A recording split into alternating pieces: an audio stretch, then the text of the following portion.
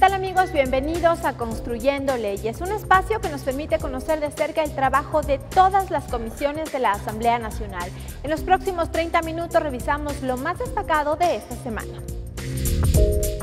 Esta semana, Comisión de Desarrollo Económico continuó con la revisión del articulado del proyecto de ley de fomento productivo propuesto por el Ejecutivo. Comisión de Relaciones Internacionales eligió nuevas autoridades. Nuevos casos de abuso sexual a niños fueron denunciados en la Comisión Ocasional AMPETRA. El auspicio a los deportistas estaría dentro de la deducción del impuesto a la renta. Esta es una de las últimas propuestas al proyecto de ley de fomento productivo que se lo tramita al interior de la Comisión de Desarrollo Económico. La Comisión de Desarrollo Económico se instaló la mañana de este jueves para continuar con la revisión, artículo por artículo, del proyecto de ley de fomento productivo, previo a la elaboración del informe para segundo debate de la propuesta. Los legisladores analizaron el capítulo referente a la remisión de intereses, multas y recargos. Insistieron en que el capital será cancelado. Por este rubro, el gobierno nacional calcula percibir en 3 años 774 millones de dólares. Consideramos que mantener los 90 días es prudente para dar un poco más de tiempo a los contribuyentes.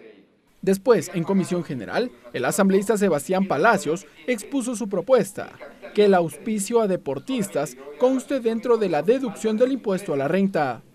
Los costos y gastos por patrocinio deportivo que sean realizados en beneficio del programa del Plan Estratégico para el Desarrollo Deportivo no se sujetarán a ningún límite y se deducirán con el 150% adicional de conformidad con las condiciones establecidas en el reglamento. Sebastián Palacios reveló que en el 2013 el Ministerio del Deporte percibió en su presupuesto 151 millones de dólares, mientras que en el 2018 apenas alcanzó 99 millones. Esto ocurre en otros países vecinos, Perú, Colombia, Chile, en Brasil. España tiene un modelo interesante. La Comisión de Desarrollo Económico prevé concluir con la elaboración del informe para segundo debate del proyecto de ley este viernes. Ricardo Bravo, Televisión Legislativa. La Comisión de Fiscalización no logró aprobar el informe sobre el pedido de juicio político en contra del Consejo de la Judicatura. Los interpelantes piden que sea el Pleno de la Asamblea Nacional el que destrabe el caso. 5 asambleístas votaron por la reconsideración de la votación y 5 en contra. Nuevamente el proceso de juicio político contra Gustavo Yalki y los vocales queda con destino incierto. La presidenta de la comisión, María José Carrión, se pronunció sobre el tema. No se aprobó ni siquiera volver a votar el texto. Simplemente tengo que remitir un oficio informando de esto a la presidenta de la Asamblea Nacional y ya el Consejo de la Administración Legislativa sabrá tomar las mejores decisiones. La legisladora Carla Chávez, quien votó en contra de la reconsideración, argumentó su decisión. Los plazos concluyeron para que se presente el informe ante la presidenta de la Asamblea Nacional. Esteban Bernal, interpelante del juicio político, se mostró contrariado por lo ocurrido en la Comisión de Fiscalización y espera que la presidenta de la Asamblea y el CAL puedan resolver el tema. Que el Pleno de la Asamblea Nacional, basado en el artículo 120, numeral 9 de la Constitución, está facultado a fiscalizar y será esta instancia, la máxima instancia de la Asamblea Nacional, quien decida y destrabe este vacío jurídico. Luis Fernando Torres, integrante del CAL, sostuvo que este órgano tampoco encontraría el camino. Considera que el futuro sería el archivo en la comisión. No tiene atribuciones ni el CAL ni la presidenta para decidir sobre un tema que no fue decidido en la Comisión de Fiscalización, sabiendo que este juicio político era importante para el país. Esteban Bernal asegura que de ser necesario iniciará otro proceso de juicio político. Clever Aranda, Televisión Legislativa. Esther Cuesta es la nueva presidenta de la Comisión de Relaciones Internacionales y la asambleísta Ana Belén Marín, la vicepresidenta. Esta designación se da un mes después de la renuncia de Doris Solís. La moción la presentó la asambleísta Wendy Vera. Considerando el trabajo que ha venido realizando en esta comisión como presidenta encargada, la compañera Esther Cuesta, que además considero que mantiene un currículum impecable y brillante al ser la única PhD dentro de la Asamblea Nacional, hablando 3 idiomas y manteniendo un currículum a la altura, la mociono para la presidencia esta comisión. Con 7 votos a favor, 3 abstenciones y 2 ausencias, Esther Cuesta fue designada como presidenta de la Comisión de Relaciones Internacionales. Luego del juramento respectivo, comprometió su trabajo a nombre de los migrantes ecuatorianos. Por esta designación, que lo llevo en nombre de los migrantes, de los millones de ecuatorianos que nos vimos una vez obligados a salir del país, y será un honor y un privilegio poder trabajar conjuntamente para llevar adelante el trabajo de esta comisión. Luego fue el turno del asambleísta Fafo Gavilanes, quien mencionó que la asambleísta Ana Belén Marín sea posesionada como la nueva vicepresidenta de la mesa legislativa. Una mujer, a una compañera dedicada 100% a su trabajo de una manera honesta, de una manera siempre buscando el bienestar del Ecuador. Marín tuvo el respaldo de 9 comisionados. La ley y el marco jurídico en el que se desenvuelve la Asamblea Nacional y esta comisión.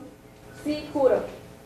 Doris Solís, quien ocupó el cargo de presidenta de la mesa durante casi un año, aseguró que los nuevos cambios permitirán estabilidad en el trabajo de la comisión. Porque las comisiones de la Asamblea Nacional no tengan inestabilidad, porque su planificación, el sentido superior que es el poder cumplir con nuestro país, con los mandatos que tenemos. Esther Cuesta y Ana Belén Marín comandarán la Comisión de Relaciones Internacionales hasta mayo de 2019, que culmina el primer tramo del periodo legislativo. Lorena Espinosa, Televisión Legislativa. La Comisión del Derecho a la Salud continúa con la revisión del articulado del proyecto de Código de la Salud en el marco de la construcción del informe para segundo debate. Esta semana los comisionados culminaron con la recepción de observaciones sobre el libro 1. La carrera sanitaria y las jornadas especiales para los profesionales de la salud fueron los temas que marcaron el debate en la continuación de la revisión del articulado del libro 1 del proyecto de Código de la Salud. En este sentido, la asambleísta María José Carrión propuso que en la carrera sanitaria se incorpore un escalafón de manera que se reconozca los años de experiencia de los profesionales de la salud. Que una persona entra al servicio público con una remuneración. Y en el caso de salud, de educación, por ejemplo, es que después de 4 años tú tienes una evaluación, después de la evaluación tienes una capacitación y si pasas la evaluación y la capacitación tienes un aumento remunerativo. Asimismo, en reconocimiento de las jornadas especiales, dicen que en la carrera de medicina tienen particularidades y deberían revisarse porque implica en ciertas ramas alta responsabilidad y desgaste físico.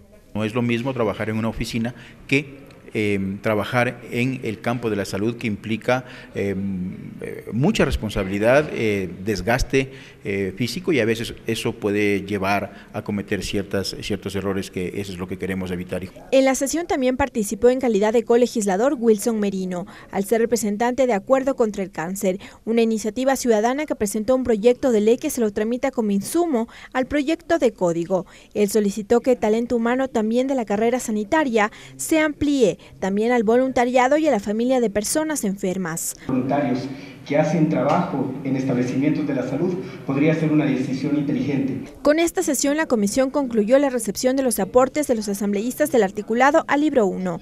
Ahora se sistematizará la constitucionalidad y una serie de aspectos jurídicos de las observaciones para determinar si se puede o no incluir. Lorena Espinosa, Televisión Legislativa. La Comisión de Gobiernos Autónomos recibió esta semana a pequeños y medianos productores representantes del proyecto de reactivación económica de Manabí y Esmeraldas. Ellos cuestionaron la ley de solidaridad y su ejecución. En total abandono, así se encuentran las provincias de Manabí y Esmeraldas, lo dijo Juan Castillo, representante del proyecto de reactivación económica para ambas provincias. Allí explicó que la ley de solidaridad no cumplió con su fin, pues el panorama actualmente es familias sin viviendas, comercios quebrados y deudas con la banca pública. Nosotros que somos cerca de 25.000 que componemos el sector productivo, no hemos recibido un centavo de aquellos 2.400 millones de dólares. Una misma lectura tiene el presidente de la Cámara Ecuatoriana de Manabí, Jorge Guevara, quien aseguró que el comercio de la denominada zona cero de la provincia de a poco se levanta, pero que hace falta incentivos del Estado. Aún así necesitamos, como quien dice, el incentivo, la inyección económica para el sector comercial, para el sector también agrario. En el debate también se topó el tema de la situación en la frontera norte, que ha incidido en una baja total de turistas a la zona. El presidente de la Cámara de Turismo de la provincia de Esmeraldas, Víctor Orellana, confirmó que desde las mismas entidades existiría la negativa para viajar a la provincia verde. Ha sido el más caótico, lo que nos está terminando la economía de la ciudad y la provincia. En Muisne, una historia similar, pues mediante resolución de gestión de riesgos se ha declarado a este sitio como zona peligrosa. Según Laura Gracia, habitante, esto ha generado serios problemas para el comercio y turismo. Nosotros en Muisne no podemos comprar ni vender. Luego de la sesión, el pedido fue reiterativo, que los recursos destinados para la reconstrucción de ambas provincias sean fiscalizados y que este tema conste en el proyecto de reformas al Código de la Producción. Mariela Logroño, Televisión Legislativa.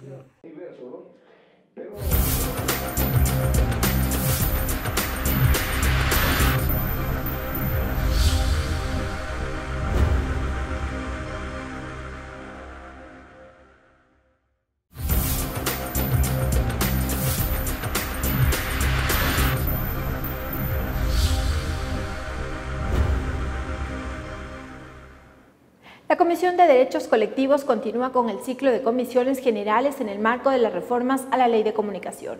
Esta semana la Mesa Legislativa recibió observaciones del sector público y de la Cámara de Medios de Comunicación. Álvaro Rosero León es presidente de la Cámara de Medios del Ecuador y director de 2 estaciones de radio. Dice que se encuentra satisfecho con las reformas a la Ley de Comunicación, sobre todo con la propuesta del Ejecutivo. Que como medios, es decir, como quienes vivimos y sufrimos la ley vigente, estamos prácticamente de acuerdo en la gran mayoría del texto propuesto por el Ejecutivo. Sin embargo, asegura que el proyecto puede mejorar y precisamente presentó observaciones y propuestas sobre temas que dice no se tomaron en cuenta. En ese sentido, se refirió a la disposición de la difusión de contenidos interculturales que incorpora la ley vigente. Por ello, sugiere que se efectivicen los tiempos. Que estos programas se limiten a 1 hora semanal, que se establezca con absoluta claridad los responsables de su producción y sobre todo que su transmisión sea en cadena.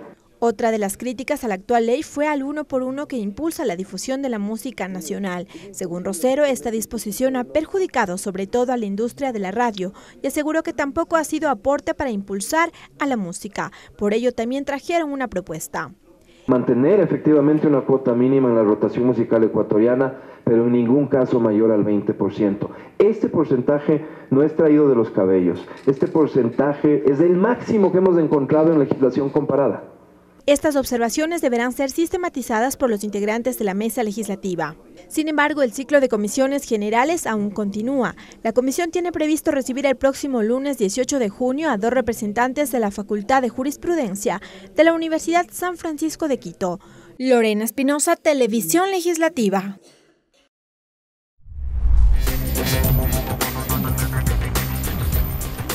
Bien, el tratamiento de las reformas a la Ley de Comunicación ha sido el tema que ha centrado el trabajo de la Comisión de los Derechos Colectivos, quien continúa con este ciclo de comisiones generales para recibir observaciones desde diferentes sectores. Pero ¿cuáles son los temas principales que se han recomendado aquí en la Mesa Legislativa? Es lo que le preguntamos ya a la asambleísta Yanine Cruz, integrante de esta Mesa Legislativa. Asambleísta, han recibido ya a varios actores, representantes de medios de comunicación, de instituciones públicas. ¿Cuáles son las observaciones que presentan ante los 7 proyectos de ley que tiene esta comisión? Muchas gracias por este diálogo. Bueno, primero hay que felicitar el hecho de que por parte de la presidencia exista la voluntad de acoger la petición ciudadana, de presentar un proyecto de ley que pueda sentir la comunicación como un derecho humano y no como un servicio público. Aquí hay que señalar que hay 7 proyectos que reposan en la comisión, que se le está dando el tratamiento oportuno, trabajando conjuntamente con nuestros asesores, con la opinión de los ciudadanos, con la presencia de periodistas, de organizaciones sociales, porque es importante darle vida justamente a este diálogo, y qué mejor siendo demócrata, permitiendo que otras voces sean partícipes de esto. Hemos recibido, por ejemplo, la presencia del señor Andrés Michelena, representante de la Supercom, lo propio con el señor Silva, representante de la Cordicom. Ellos expusieron primero que la comunicación tiene que ser vista como un derecho, me parece oportuno, y también la eliminación de la Supercom, que ha sido casi el espíritu de todas estas normas presentadas para la discusión. Cuando hablamos de eliminar la Supercom, es eliminar un sistema punitivo, permitirle obviamente a los periodistas tener ese libre ejercicio de fiscalizar, de investigar inclusive a los políticos, y por supuesto el poder discrepar y opinar, que no sea un tema que cause nerviosismo, sino que sea un derecho sentido por la colectividad. Es decir, que hasta el momento todos los actores que han recibido se han mostrado a favor de la propuesta del presidente. Claro, este sentimiento viene años atrás. Yo considero que cuando se lesionó la libertad de expresión, la libertad de poder realizar un periodismo objetivo, pues empezaron a salir esas voces. Muchos periodistas fueron perseguidos. Hay las estadísticas claras que esta Supercom no representa jamás al ciudadano, porque del 100% de las investigaciones realizadas por la Supercom, el 70% son iniciadas por el ex superintendente secretario de comunicación, el señor Ochoa, y el 30% por funcionarios públicos, es decir, nunca hubo una participación real de la sociedad como tal, es decir, era una secretaría que no obedecía o no sentía la finalidad de hacer valer el derecho de los ciudadanos. Por eso es importante esta norma que acoge obviamente el sentimiento de los ciudadanos. Ahora, asambleísta, cuando ya culmine este ciclo de comisiones generales, reciban todas las observaciones, todos los actores, como usted lo ha dicho, en la comisión hay 7 proyectos de ley, 2 de ellos proponen derogar la ley de comunicación, los 5 restantes reformarla. De eso la comisión deberá canalizar cuál es el mecanismo que se utiliza, que se avisore en la mesa legislativa. Bueno, primero hay que centrarnos en que se tiene que eliminar todos los candados para poder eliminar esa barrera que lesiona la actividad periodística, el acceso a la información, el acceso a la comunicación. ¿Cómo da la garantía esto? Primero, eliminando el linchamiento mediático. En el pasado se utilizaba esta forma para, como funcionario, justificar que está haciendo su nombre mancillado en todos los medios, y obligaba a medios de comunicación a abrir las pantallas, a abrir los micrófonos sin un justificativo que obedezca a una verdad realmente objetiva, sino que muchos funcionarios utilizaban para defender sus omisiones en la administración pública. Eso es positivo que se elimine, porque va a dar paso a una comunicación mucho más democrática. También se va a eliminar la censura previa. Nadie tiene que censurar el trabajo periodístico, que me parece que es algo indispensable en la norma. Estos son los ejes más importantes que se puede recoger del proyecto, presentado obviamente por el mandatario, pero también sentido por otros proyectos presentados por diferentes legisladores. ¿Le apunta usted entonces al camino de las reformas a la ley de comunicación? Por supuesto. De hecho, yo presenté también un proyecto, recogiendo justamente el criterio de los ciudadanos, pero también hay que elevar el debate, no solamente en eliminar estas sanciones, en este acoso a los medios y periodistas, también garantizando y darle la protección que el Estado tiene que tener para los comunicadores sociales, para los periodistas. Hace poco la CIDH ya se pronunció cuando dio un dictamen a favor de un periodista que en el año 98 falleció en Colombia, justamente por investigar actos de corrupción. Lamentablemente falleció porque fue perseguido. En este caso, la CIDH ya obliga a todos los estados, en especial, a tener consideración en cuáles son los protocolos de seguridad para poder proteger la vida de los periodistas, el entorno familiar, hablar de un seguro de vida para este quehacer tan importante como es el periodismo. ¿Cuándo podría estar entonces listo el informe para primer debate? Le pregunto porque el presidente de la comisión ha dicho que esta mesa se tomará todo el tiempo, que no hay urgencia para reformar la ley, porque precisamente quieren ampliar el debate, escuchar a varias voces para poder construir un documento. Bueno, la palabra libertad es una palabra tan hermosa y tan sentida por la humanidad que tiene que darse un tratamiento especial. Uno tiene que dar ejemplo desde esta comisión en poder abrir a diferentes organizaciones sociales, a periodistas de hecho que fueron víctimas en el pasado, para que nos cuentes un testimonio. Sé que inclusive vienen otros proyectos a ser calificados por el CAL. Estamos en la espera obviamente que esta comisión pueda dar el tratamiento, las observaciones del caso. Tenemos 45 días para tratar, pero sin embargo tenemos toda la garantía de querer presentarle un informe a los ecuatorianos que primero respete los acuerdos internacionales, los derechos del ser humano y por supuesto que se respete la Constitución, viendo la comunicación como un derecho. Muchísimas gracias a la asambleísta Yanine Cruz, que nos ha explicado cómo avanza el tratamiento de las reformas a la Ley de Comunicación en la Comisión de Derechos Colectivos, a quienes más recibirán también en esta mesa legislativa, y el camino que tomará la comisión respecto de este tema. Nos vamos a una pausa.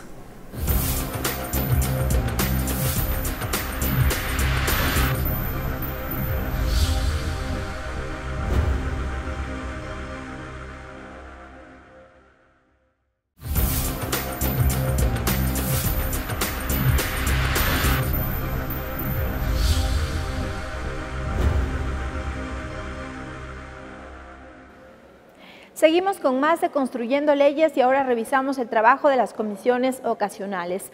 Un nuevo caso de abuso sexual en una institución educativa religiosa de la capital llegó a la comisión ocasional Ampetra. La mesa legislativa resolvió presentar el caso de oficio a la Fiscalía y demandó seguimiento al Ministerio de Educación.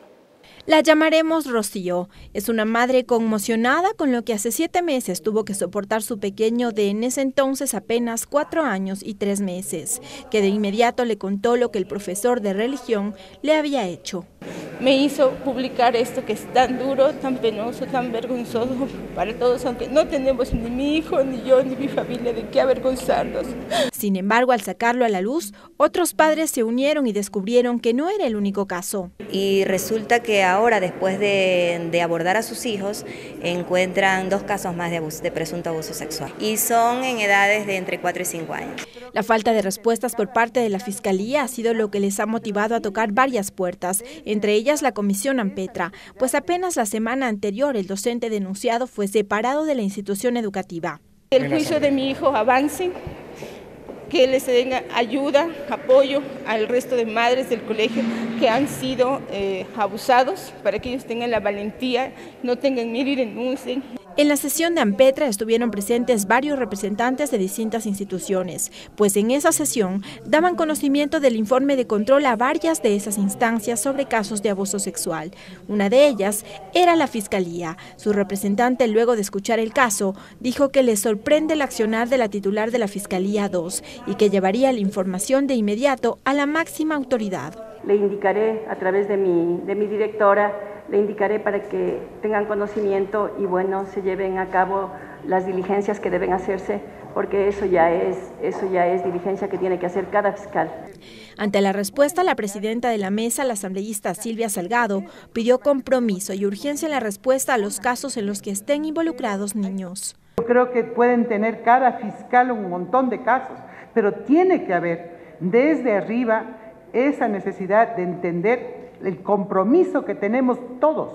Por ello, la comisión resolvió presentar el caso de oficio a la Fiscalía y además solicitó seguimiento al Ministerio de Educación. Lorena Espinosa, Televisión Legislativa. La Comisión Ocasional de Tránsito dejó listo su cronograma de trabajo. La mesa legislativa busca viabilizar 19 reformas en materia de tránsito. Las reformas tienen 3 ejes: transporte terrestre, seguridad vial y tránsito, por lo que la Comisión Ocasional, para dar seguimiento al cumplimiento de las responsabilidades del Consejo Consultivo, se reunió la tarde de este jueves para dejar listo su cronograma de trabajo. Fabricio Villamar es el vicepresidente de la mesa legislativa. Y el objetivo es preparar una ley que nos permita disminuir los accidentes y las causas de mortalidad en las vías que puedan ser atribuibles a falta de norma. De acuerdo al cronograma, el informe para primer debate del proyecto de reformas estaría listo hasta el mes de julio, por lo que el 30 de agosto se prevé la primera discusión en el Pleno de la Asamblea, mientras que el debate definitivo del proyecto de reformas se daría en el mes de octubre. Dar seguimiento justamente al cumplimiento de las responsabilidades del Consejo Consultivo previsto en el artículo 23. Que se haga y se ponga en este calendario, en este cronograma, que se invite a las personas para escuchar. Una cosa es el criterio del presidente de la Federación X y Z y otra cosa es el criterio de los de base.